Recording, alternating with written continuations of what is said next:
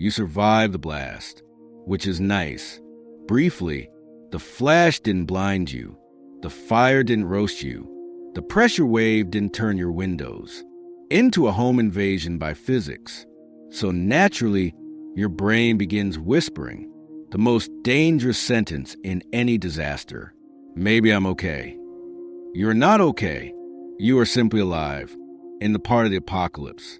That takes longer to explain, because the bomb was only the opening act. Now comes the dust, the ash, the grit, the invisible math problem, falling out of the sky. Welcome to nuclear fallout. No dramatic soundtrack, no giant monster, no villain speech, just poison particles, bad decisions, and a world where the air itself has developed trust issues. Let's see how long you last. Character spawn. Before we begin, we need to determine your current build. Are you inside a building? In a car? In a basement? In a damaged house? Wandering outside because it looks fine? Or standing in radioactive dust with the confidence of a man who has mistaken silence for safety? Statistically, you are not in a military-grade shelter. You do not have radiation monitors, filtered ventilation, a sealed bunker, 6 months of canned food, or a government handbook. You actually read before society collapsed. You are a civilian, which means your anti-radiation strategy is currently a mix of guesswork, fear, and remembering half a documentary from 3 years ago. But let's be generous. Let's say you found shelter. Congratulations. You have unlocked delayed consequences. Level 1, the dust.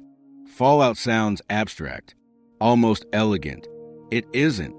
Fallout is what happens when nuclear debris gets thrown high into the atmosphere, mixes with pulverized dirt, ash, building fragments, metal, soot, and then comes back down as a toxic weather event. This is not regular dust. Regular dust is annoying. Fallout dust is trying to alter your cellular future. The particles settle on roofs, roads, skin, clothes, food, water, and every surface your survival now depends on. Some of it falls quickly, some of it lingers, some of it spreads farther than you think, and almost none of it comes with a label saying, "This patch of ground is now a terrible idea." That is the problem. The danger does not announce itself. It accumulates. If the blast was violence, fallout is bureaucracy, slow, invisible, unforgiving, and absolutely committed to ruining your week.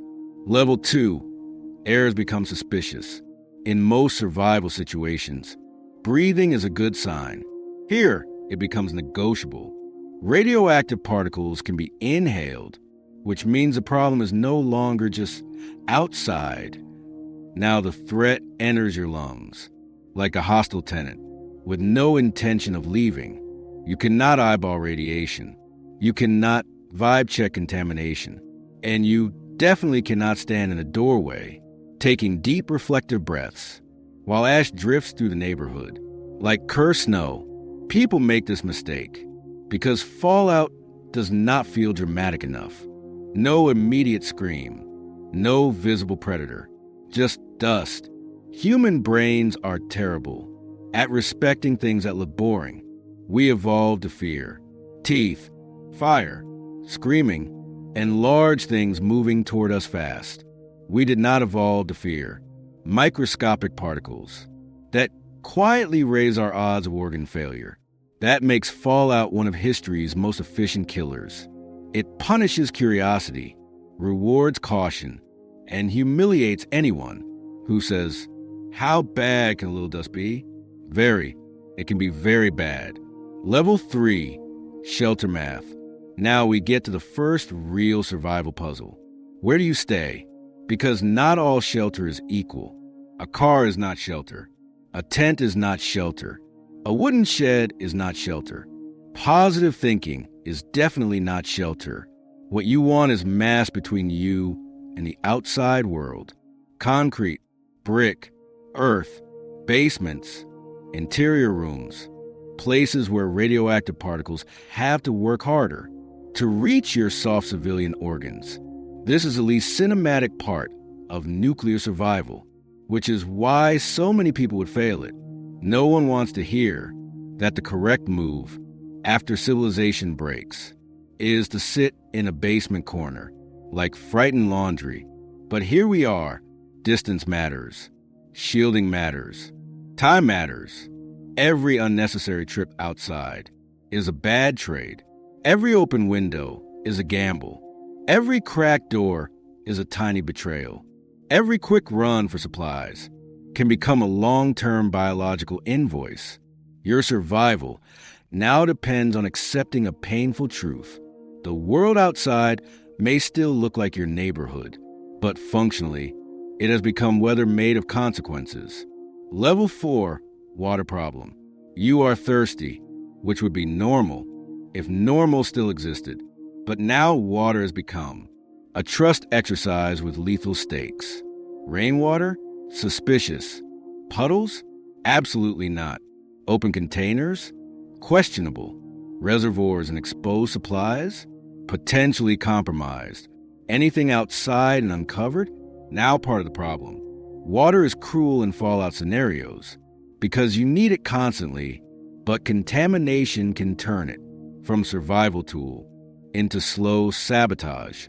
And since modern water systems rely on electricity, treatment plants, pumping stations, pipes that aren't broken, and workers who aren't dead, trapped, or panicking, there's a decent chance your tap has joined a list of former luxuries. This is where people begin making desperate decisions. I'll boil it. Very optimistic. Boiling helps with many things. Radiation is not always one of them. I'll just drink a little. That is how a lot of bad histories begin. In fallout survival, safe water becomes class, luck preparation, and geometry, where it was stored, what touched it, whether it was sealed, whether it was exposed. It's amazing how fast civilization collapses into staring at containers and asking, would this kill me slower than thirst? Level 5, food roulette. Food is next, and unfortunately, fallout is deeply interested in your supply chain. Anything outside is immediately suspicious. Fresh produce exposed open air? Bad. Food left uncovered? Bad. Anything with fallout dust on it? Now part of your radiological character development. Packaged food is better. Sealed food is precious. Canned goods become little metal treasure chests. From a more functional civilization, this is the part where modern people discover how emotionally dependent they were on convenience. No deliveries. No stores restocked. No, I'll just grab something later. Later is now occupied. Food after fallout is not just about calories. It is about contamination, rationing, preservation, and time. How long can you stretch supplies? Who gets how much? What do you eat first? What do you save? What do you throw away? Even though your starving brain insists that throwing away food is madness, welcome to apocalypse accounting, where every meal is a negotiation between hunger and probability. Level 6, radiation sickness unlocked. Here is where the invisible boss starts collecting payment. Acute radiation sickness does not always arrive like cinema. Sometimes it starts like something stupid. Nausea, fatigue, vomiting, weakness, a feeling that your body has quietly filed complaint against being alive. This is what makes it terrifying. At first, it can resemble stress, dehydration, shock, hunger, panic, just being exhausted, which means people misread it, minimize it, delay reacting. Human beings are excellent at pretending a serious problem is temporary inconvenience, right up until it becomes a medical crisis with no infrastructure left. And the body, once damaged by radiation, does not care how brave you feel. Cells fail, tissue suffers, healing slows, immunity weakens. The blueprint starts corrupting. This is not a duel. This is attrition. Fallout does not need to kill you immediately. It simply needs to damage you enough that everything else becomes harder, and in a collapsed environment, harder is often fatal. Level 7, the outside temptation. Now, let's talk about one of the biggest reasons. People lose this level. They leave too early because the silence feels safe. The blast is over. The sky looks calmer. No one is screaming nearby. The neighborhood is still standing, mostly. Your family is somewhere else. Your supplies are low. You need answers. This is how fallout gets you. Not with drama, with temptation. To check, to look, to confirm, to walk a little farther, to make one quick trip. A quick trip is one of the deadliest phrases. In post-nuclear logic, people hate confinement. They hate uncertainty. They hate sitting still, while the outside world may be changing without them. But fallout survival is a discipline problem. The winners, if that word still applies, are often not the strongest. They are the least impulsive, the people who can stay put, seal gaps, ration supplies, and resist the desperate need to turn anxiety into motion. This is humiliating for the main character fantasy, but useful. Level 8, the neighbor DLC. You are not alone, which is both good and deeply inconvenient, because now there are other people with fear, children, injuries, opinions, bad information, and an urgent interest in your supplies. Some will need help. Some will offer help.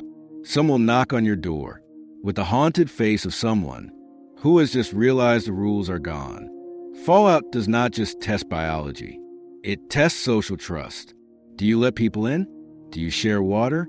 Do you tell the truth about what you have? Do you cooperate? Do you risk conflict? Do you become generous? Do you become cautious? Do you become the kind of person future historians describe as an understandable product of collapse, because every shelter, after enough time, becomes political? Who decides rations? Who goes outside? Who gets the cleanest corner? Who is sick?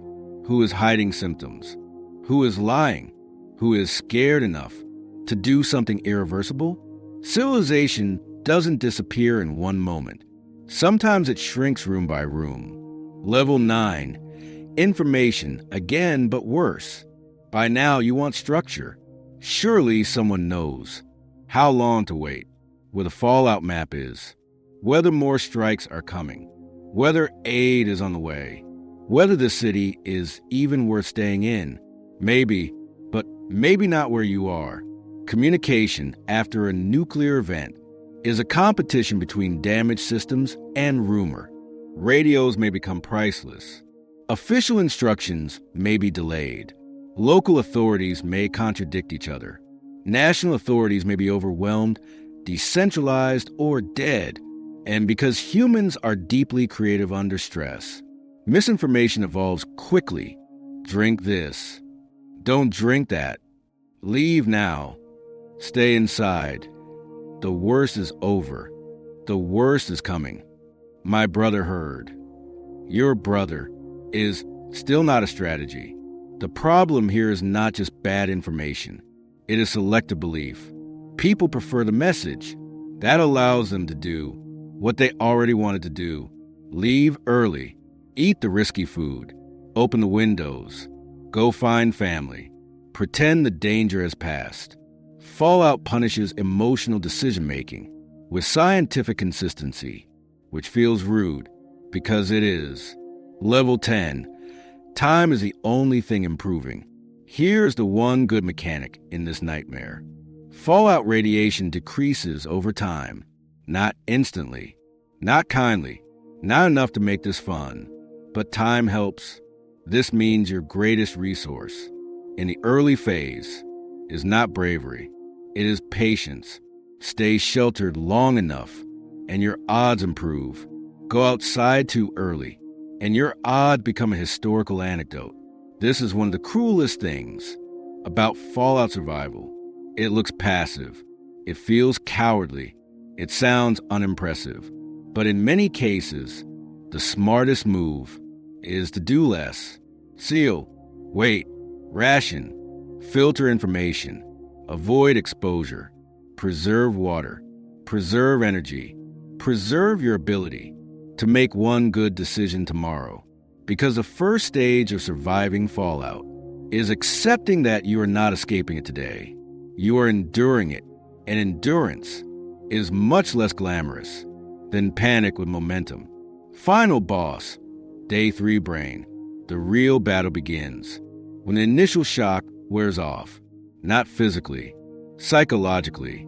By the second day, the third day, maybe later, you begin to understand that this is not an emergency pause. This is a new operating system. The dust is still outside. The food is finite. The water problem remains. The air is suspect. The future is unavailable for comment. Everyone is tired. Everyone smells strange. Everyone is doing math with fear. This is where the mind starts bargaining. Maybe it's safe enough. Maybe one trip won't matter. Maybe the symptoms are stress. Maybe the government fixed more than you think. Maybe the sky doesn't look so bad. Human beings are excellent at normalizing catastrophe the moment it becomes inconvenient to sustain terror. And that is precisely when fallout wins. Because the final boss of nuclear fallout is not just radiation. It is your brain. Try and convert prolonged danger into something emotionally manageable, something familiar, something survivable by routine. But the dust outside does not care how adjusted you feel. Survival stats. Visibility of threat, 0 out of 10. Air quality trustworthiness, betrayed. Water confidence, low. Food security, conditional. Medical options, limited. Social tension, rising. Patience requirement, extremely rude. Personal safety, depends how much you hate staying inside. Would you respawn here? Only if you enjoy. Breathing uncertainty, arguing with dust, and discovering that the apocalypse is mostly logistics and invisible damage.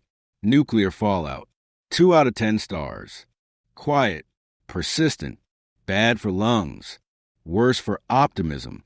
The bomb ends the old world fast. Fallout makes sure. The new one begins slowly. Spawn history. Games have never been fair.